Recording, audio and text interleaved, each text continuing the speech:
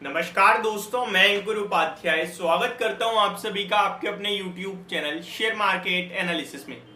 यहां पे आप सभी के साथ बात करूंगा कुछ ऐसे स्टॉक्स के बारे में जिन पे कल के सेशन में आपको एक्शन होते हुए दिखेगा, क्योंकि कोई ना कोई खबर है।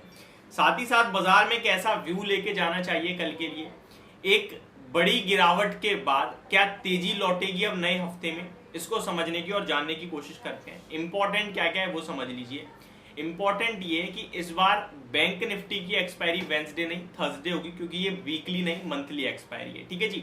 तो कभी कभार क्या होता है कि हम भूल जाते हैं। वैसे तो जब भी आप ट्रेड करोगे तो ऑब्वियसली बात है वहां पे डेट लिखी होती है कि ये एक्सपायरी इस डेट की है, लेकिन फिर भी अगर कोई अभी तक ट्रेड नहीं कर रहा है और मंडे सोच रहा है कि मैं मंडे ट्रेड मारूंगा और वेंसडे को एक्सपायरी है, कैलकुलेशन में मिसअंडरस्टैंडिंग हो जाती है। तो मैं आपको बता दूं कि वीकली एक्सपायरी शिफ्ट हुई है थर्सडे से वेंसडे को, मंथली एक्सपायरी स्टिल थर्सडे को ही होगी बैंक निफ्टी की और निफ्टी की भी। सेंसेक्स की एज यूजुअल फ्राइडे को ही होगी। तो ये आपके लिए एक अपडेट था। अब आ जाते हैं बाजार के ऊपर। सबसे पहले अमेरिका के बाजार में एक बार फिर से आप लोगों ने फ्राइडे के सेशन में गिरावट ही होते हुए देखा, तो वहां से तो कुछ पॉजिटिव संकेत नहीं है। गिफ्ट निफ्टी भी 40-50 पॉइंट्स नीचे दिख रहा है, वहां से भी कुछ पॉजिटिव संकेत नहीं है।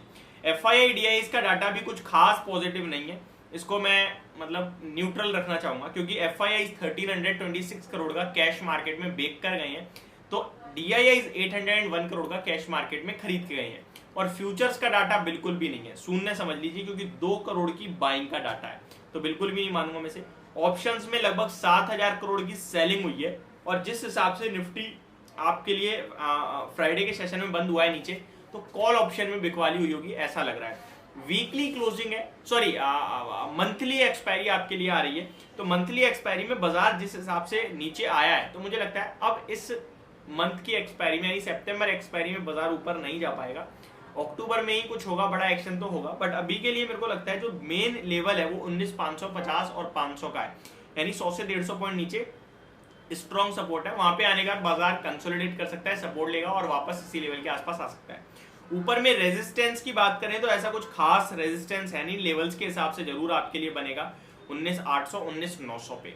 बाकी 20,000 अब इस एक्सपायरी में मुझे नहीं लगता अगले 5 ट्रेडिंग सेशन में निकलेगा बाजार ऊपर, तो वहां का तो मैं भी छोड़ दे रहा हूं, क्योंकि 20,000 पे अच्छी खासी कॉल राइटिंग हो गई है। अब आ जाते हैं स्टॉक स्पेसिफिक। तो स्टॉक स्पेसिफिक काफी शानदार और काफी बड़े एक्शन होते हुए दिखेंगे आपको, जैसा कि डेली बेस पे हो ही रहा है। पहले तो मैं आपको कुछ अपडेट देना चाहता हूँ। SJVN जिसका OFS खुला आपके लिए Thursday Friday, Thursday non retail के लिए, फ्राइडे रिटेल के लिए। OFS का प्राइस था 69 रुपीज का। OFS में नॉन रिटेल कैटेगरी की तरफ से दमदार रिस्पॉन्स आया 139 टाइम्स का एंड 139% का, सॉरी। एंड इंपॉर्टेंट ये भी है कि 23 सितंबर यानी कल इसकी बोर्ड मीटिंग थी फंड रेजिंग को लेकर, उसकी तरफ से कोई स्पेशल अभी तक कमेंट्री मेरे को वहां से मिली नहीं है जो मैं आपके साथ शेयर करूं। तो वो अभी भी मैं एक तरीके से साइडवेज ही रख रहा हूँ, क्योंकि उसका डाटा सामने नहीं आया कि फंड रेजिंग में क्या आया। बट फंड रेजिंग एक और कंपनी की मीटिंग थी जिसका नाम है वेदांता। वेदांता की फंड रेजिंग हो चुकी है, जहाँ पे वेदांता ने अनाउंस कर दिया है 2500 करोड़ की फंड रेजिंग करी है वेदांता ने एनसीडी के द्वारा, और ये प्राइवेट प्लेसमेंट के द्वारा होगी। ये एक बार में भी हो सकती है और 2-3 ट्रांचेस में भी हो सकती है। Private places means HNI category के द्वारा, या फिर इनके कुछ सिलेक्टिव इन्वेस्टर्स होंगे जिनको ये एनसीडी जारी करी जाएगी और पैसे जुटाए जाएंगे। कितने? 2500 करोड़। अब आ जाते हैं और कुछ स्टॉक्स के ऊपर। तो और स्टॉक्स की बात की जाए, MK प्रोटीन्स की तरफ से कंपनी की बोर्ड मीटिंग थी, जहां पे अप्रूवल आया है सब डिवीजन को लेकर, यानी स्टॉक स्प्लिट को लेकर। एक शेयर 10 शेयर के रूप में बदल जाएगा, यानी 10 की फेस वैल्यू 1 की फेस वैल्यू में आ जाएगी। बात की जाए और स्टॉक्स की, तो स्ट्राइड्स फार्मा, जिसे स्टार के नाम से भी जानते हो आप, company receive US FDA approval for Ecospent ethyl capsules. Ecospent ethyl capsules has a market size of 1.3 billion USD, यानी 130 करोड़ डॉलर का मार्केट कैप है, इसका मार्केट साइज है इसको, जिसकी अप्रूवल मिली है। तो ये स्टॉक कल आपके लिए पॉजिटिव रिएक्शन में रहेगा। श्री रेणुका शुगर ने भी एनसीडी जारी करी है, जिसकी अमाउंट आती है 285 करोड़ रुपीज।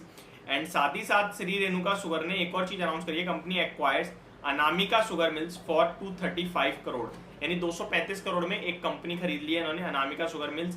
एंड इन्होंने एनसीडी भी जारी करी है, जिसके जरिए पैसे जुटाए हैं लगभग 285 करोड़ रुपए। एनसीएल इंडस्ट्रीज की तरफ से खबर आते हुए दिखी है, company promoters created pledge of 19 lakh equity shares और 4.2% between 20 September and 21 September.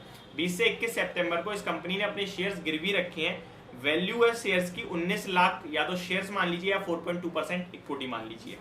Delta Corp के लिए खबर आई है, company and subsidiary contest alleged tax shortfall notice totalling amount 5,683 crore रुपए। तो ये थोड़ा सा नेगेटिव हो गया है।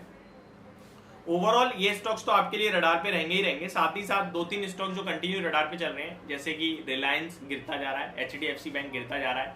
आपको यहाँ घबराना नहीं है, बने रहना है। नेगेटिव माहौल में नेगेटिव चीजें होती हैं, नेगेटिव खबरें भी होती हैं, बट इस बीच में आपका सेंटीमेंट पॉजिटिव होना चाहिए, होल्ड करने की ताकत होनी चाहिए।